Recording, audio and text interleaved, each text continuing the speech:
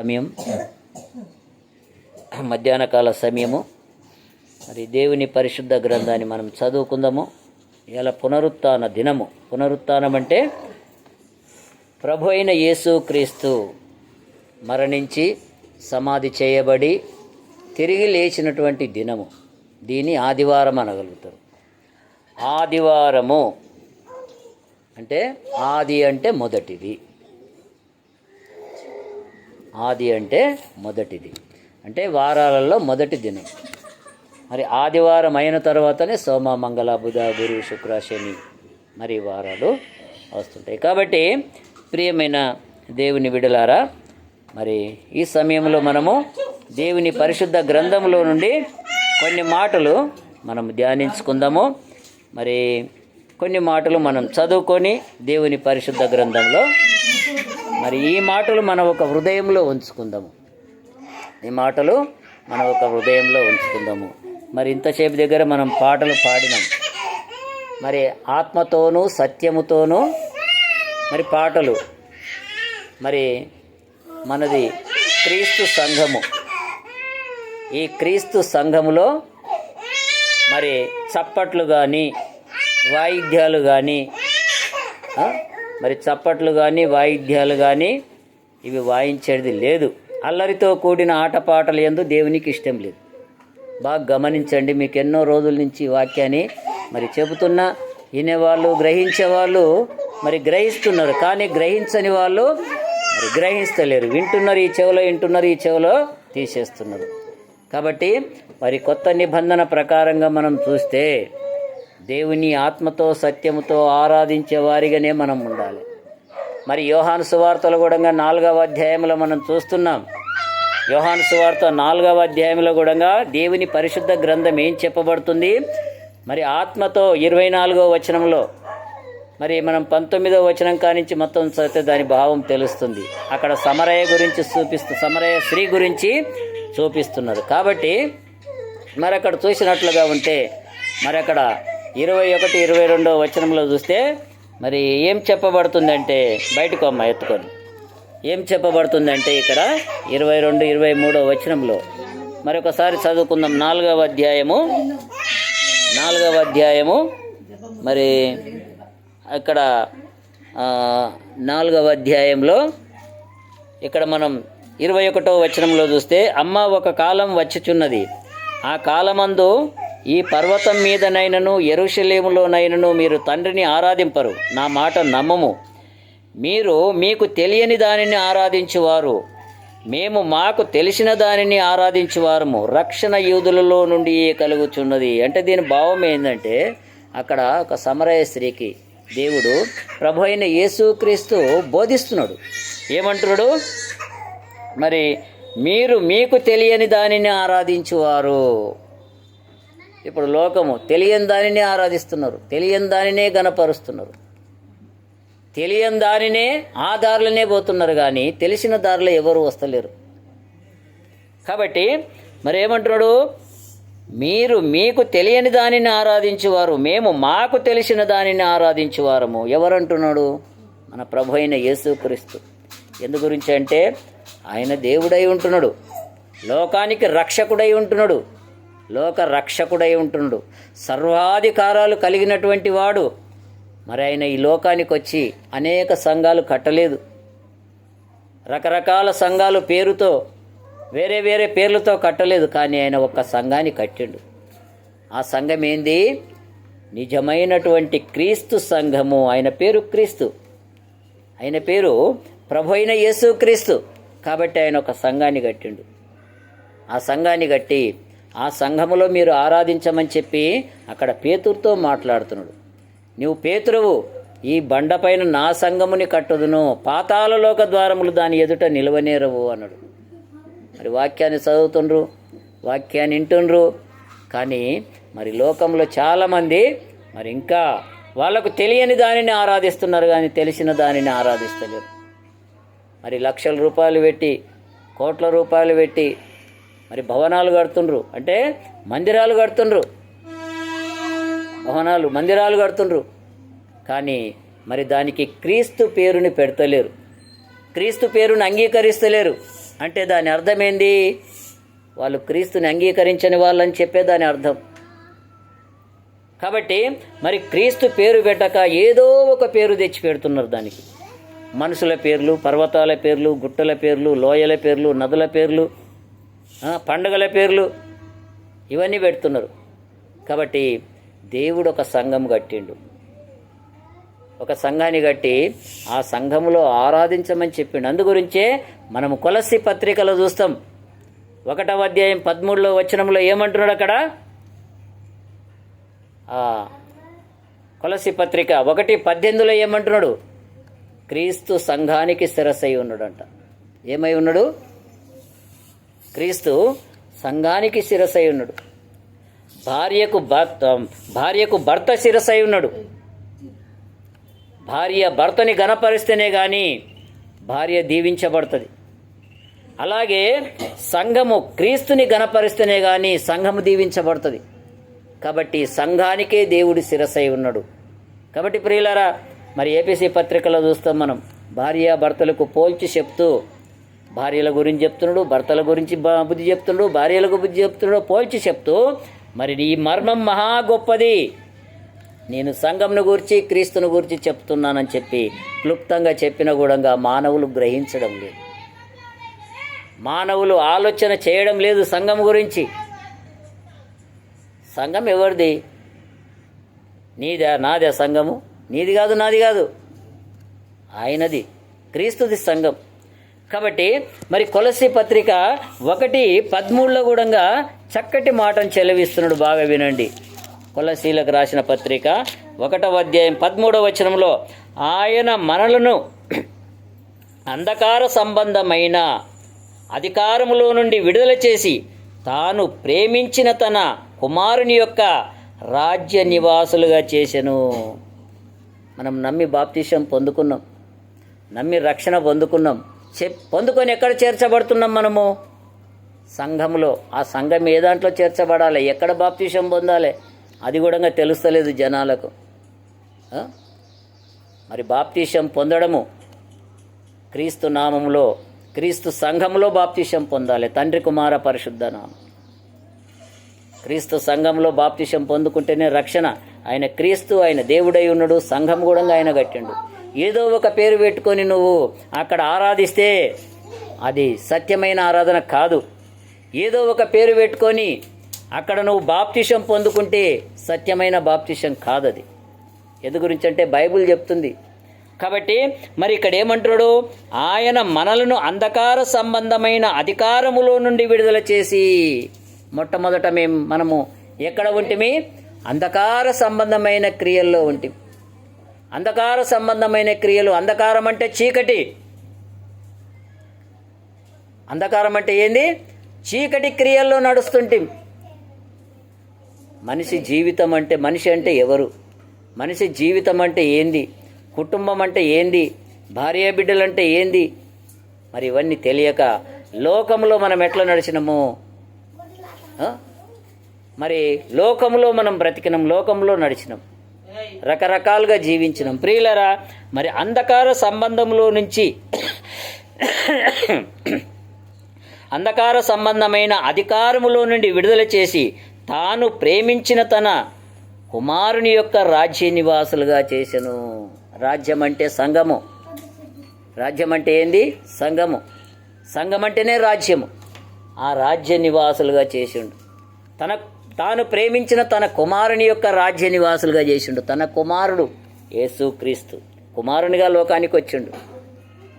యేసుక్రీస్తు కుమారునిగా లోకానికి వచ్చిండు. కుమారునిగా లోకానికి వచ్చి మనందరి నిమిత్తము తన ప్రాణం పెట్టి తాను మరణించి సమాధి చేయబడి తిరిగి 3వ దినములో లేచిండు. అప్పుడు పరిశుద్ధాత్మనిగా రూపొందించబడ్డాడు. పరిశుద్ధాత్మనిగా రూపొందించబడి మరి మనకు పరలోకం గురించి తెలియపరిచిండు. ప్రియులరా, మరి ఇక్కడ మనం చూస్తే మరి అంధకార సంబంధమైన అధికారంలో నుంచి ఆయన మనల్ని విడుదల చేసి తాను ప్రేమించిన రాజ్యానికి నివాసులుగా చేసిండు. మరి ఆ రాజ్యంలో మనం ఉండాలి, ఆ రాజ్యంలో మనం బ్రతకాలి, ఆ రాజ్యంలో మనము దేవుని మహిమపరచాలి, ఆ రాజ్యంలో దేవుని స్తుతించాలి. కానీ సంఘం అంటే ఏందో తెలుస్తలేదు. మరి ఎప్పుడైతే నువ్వు యేసుక్రీస్తుని తెలుసుకొని బ్రతుకుతావో సంఘాన్ని తెలుసుకో. సంఘము ఆయన రాజ్యము మనం దానియేలు గ్రంథంలో చూస్తాం. దానియేలు గ్రంథం 2వ అధ్యాయము 44వ వచనంలో ఒకసారి అక్కడ మనం చూస్తే అక్కడ మరి సంఘం గురించి తెలియపరుస్తుంది. మరి దానియేలు గ్రంథం ఒకసారి మనం దానియేలు గ్రంథం 2వ అధ్యాయం ఒకసారి తీయండి. దానియేలు గ్రంథంలో 2వ అధ్యాయంలో ఇక్కడ మనము 44వ వచనము 45వ వచనం కూడా చదువుకుందాం. ఇక్కడ ఏమంటున్నాడు 44, ఆ రాజుల కాలములలో పరలోకముందన్న దేవుడు ఒక రాజ్యమును స్థాపించును, దానికెన్నటికీ నాశనము కలగదు. ఏమంటున్నాడు? ఒక రాజ్యాన్ని స్థాపిస్తాడంట పరలోకమున్న దేవుడు, అన్ని రాజ్యాల్ని స్థాపిస్తలేడు. ప్రియులారా బాగా ఈ మాట అర్థం చేసుకోండి. మరి ఆ రాజుల కాలములో పరలోకమందున్న దేవుడు ఒక రాజ్యమును స్థాపించును, దానికెన్నటికి నాశనము కలగదు. మరి ఆ రాజ్యము దాన్ని పొందిన వారికి గాక మరెవరికి చెందదు. ఏమంటున్నాడు? ఆ రాజ్యము దానిని పొందుకున్న వారికే చెందుతుంది, కానీ మరెవరికి కూడా ఆ రాజ్యము చెందదు. అంటే నువ్వు దాన్ని పొందుకోవాలంటే నువ్వు ఎక్కడ రక్షణ తీసుకోవాలి, దాన్ని పొందుకోవాలంటే నువ్వు ఎక్కడ బాప్టిషన్ తీసుకోవాలి, దాన్ని పొందుకోవాలంటే నువ్వు ఎక్కడ ఆరాధించాలి, దాన్ని పొందుకోవాలంటే నువ్వు ఎక్కడ స్తుతించాలి, దాన్ని పొందుకోవాలంటే ప్రియులారా క్రీస్తు సంఘములో రక్షణ నీకు, క్రీస్తు సంఘంలో ఆరాధన నీకు, క్రీస్తు సంఘంలోనే ఆత్మీయకంగా బ్రతుకు, క్రీస్తు సంఘంలోనే నువ్వు స్తుతించు, నీకు పరలోకం ఉంది. క్రీస్తు సంఘం గాక ఎక్కడ పరలోకం లేదు. ఎందు గురించి యోహాను సువార్తలో 14వ అధ్యాయం ఒకసారి మనం చూద్దాం. యోహాను సువార్త 14వ అధ్యాయము 6వ వచనం ఒకసారి చదువుకుందాం. ఇక్కడ ప్రభు అయిన యేసు క్రీస్తు అంటున్నాడు,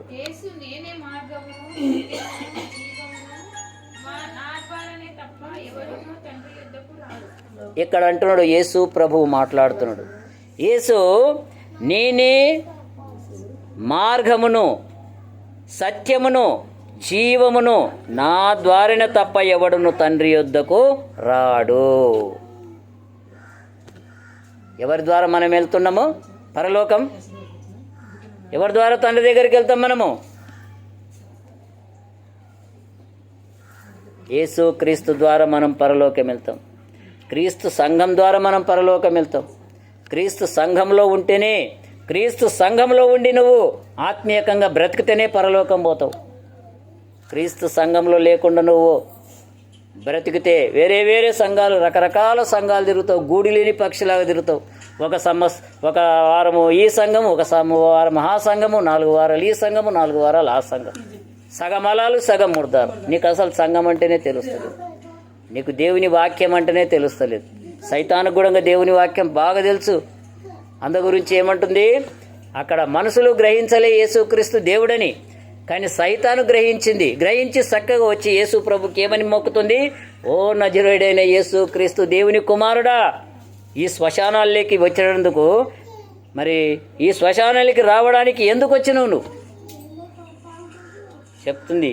ఓ నజరేయుడైన దేవుని కుమారుడా, అది గుర్తుపట్టింది దేవుని. సైతానుడు గుర్తుపడతాడు, కానీ మరి మానవులు గుర్తుపట్టరు. కాబట్టి ప్రియులారా, మరి సైతాను కూడా వాక్యం చాలా తెలుసు. వాక్యం తెలియదన్నట్లు కాదు, సైతానుకు వాక్యం తెలుసు. అందు గురించే ఏమంటుంది, మనము మత్తయి సువార్త 3వ అధ్యాయంలో అక్కడ మనం చూస్తే, మరి యేసు ప్రభుని ఎత్తైన కొండ మీదకి తీసుకుపోయి అక్కడ లోకరాజ్యాలన్నీ చూపిస్తుంది. యేసు ప్రభువుకు సైతానుడు చూపించేమంటుంది, ఇదిగో ఈ లోకరాజ్యములన్నీ నీకు ఇస్తా, నా పాదాలకు మొక్క అంటుంది. ఇంకోటి ఏమంటుంది, నిన్నిక్కడి నుంచి దొబ్బుతా, నీ పాదాలకు రాయి తగలకుండా వాళ్ళు చేతులతో ఎత్తి పట్టుకొందురని చెప్పి వ్రాయబడి ఉన్నది అంటుంది మత్తయి సువార్తలో. ఎక్కడ చూపిస్తుంది ఆ మాట? మరి కీర్తనలో 91వ కీర్తనలో 12వ వచనంలో ఏమంటుంది, మరి దేవదూతలు నీ పాదాలకు రాయి తగలకుండా చేతులతో ఎత్తి పట్టుకొందురు అని చెప్పి అక్కడ వ్రాయబడ్డది ఆ మాట. ఆ మాటని యేసు ప్రభువు చూపిస్తుందంటే మరి సైతానుకు వాక్యం వచ్చునా రాదా? సైతానికి కూడా వాక్యం వచ్చు. ప్రియులారా, సైతాన్ని గద్దించేవానిగా ఉండు నువ్వు. యేసు ప్రభు సైతానికి లోబడ్డా? లోకరాజ్యమంతా నీకు ఇస్తా అని చెప్పి పాదాలకు మొక్కమంటే మొక్కిండా యేసు ప్రభు? సైతాన్ని గద్దించుడు, ఇక్కడి నుంచి వెళ్ళిపోవాలి. మనం ఆ విధంగా గద్దించేవారిగా ఉండాలి. వాక్యాన్ని తెలుసుకోవాలి. సత్యము, క్రీస్తు సంఘమే సత్యం. ఏ సంఘం లేదు, దేవుడు ఏ సంఘం కట్టలేదు, మానవులు కట్టుకున్నారు. మరి ఆయన సంఘానికి ఏమై ఉన్నాడు? శిరసై ఉన్నాడు. మరి ఒక గుడి కట్టినావు, ఒక గోపురం కట్టినావు, కొన్ని లక్షలు ఖర్చు పెట్టి, కొన్ని లక్షలు వేలు ఖర్చు పెట్టి కడుతున్నావు అనుకో సపోజ్. దానికి శిరస్సు ఏమై పెట్టుకోవాలి నువ్వు? శిరస్సు ఏం పెట్టుకోవాలమ్మా? ఏం పెట్టుకోవాలి శిరస్సు?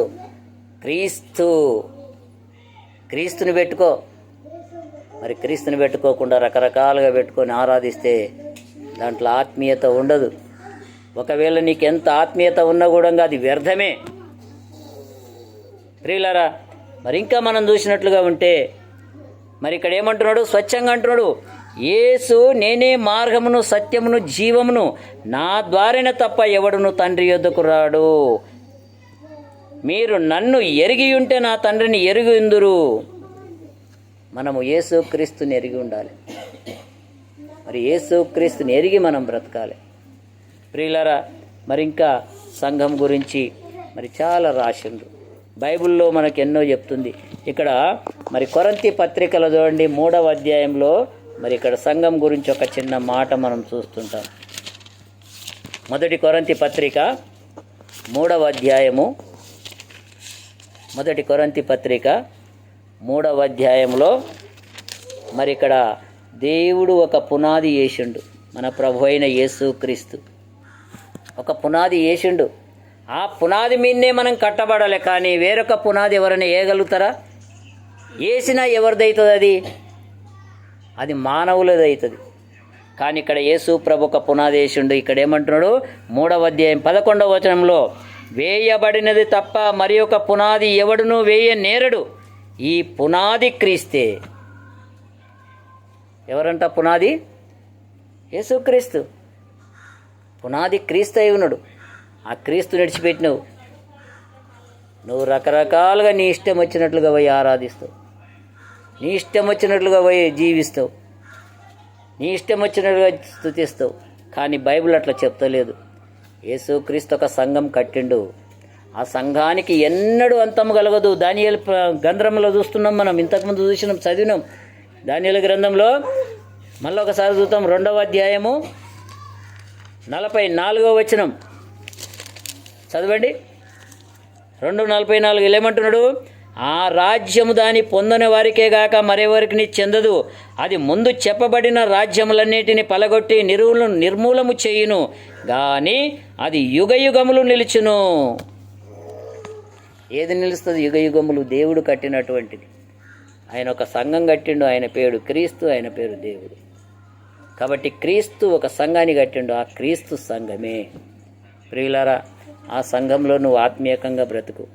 ఆ సంఘంలో నువ్వు ఆత్మీయకంగా జీవించు. ఆ సంఘంలో నువ్వు ప్రభువుని స్తుతించు, ప్రభువుని ఆరాధించు. మరి ఆనాడు అపోస్తలులు, మనకు అపోస్తల కార్యం 2వ అధ్యాయంలో చూస్తాం. మరి అపోస్తలులు ఏం చేసిండ్రు? వాళ్ళు మరి అపోస్తలుల బోధ విన్నారు జనులు. ఎవరి బోధ విన్నారు? అపోస్తలుల బోధ విన్నారు. అపోస్తలులు ఏ బోధ చెప్పిండ్రు? క్రీస్తుని గురించి చెప్పిండ్రు. క్రీస్తు మన గురించి లోకానికి వచ్చిండు. ఆయన 33.5